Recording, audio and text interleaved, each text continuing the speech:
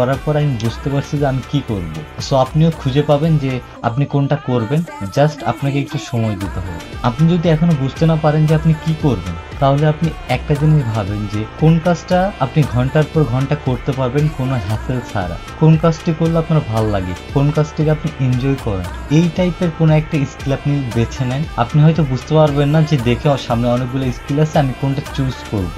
এটা চুজ না, এটা ট্রায়াল অ্যান্ড এরর করেন যে কোনটা আপনাকে স্যুট করে, আপনি কোনটাকে সময় দিতে পারবেন। এইভাবে আপনার যে হিডেন স্কিল এটা ভিতর থেকে বের হয়ে আসবে। সো আই হোপ যে আপনারা ট্রাই করবেন এবং দেখবেন যে আপনার হিডেন স্কিল কোনটা।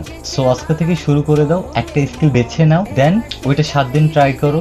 যদি ভালো না লাগে তাহলে সুইচ করো, দেন আরেকটা ট্রাই করো, বা ট্রাই করা বন্ধ করো না, জাস্ট কিপ গোয়িং।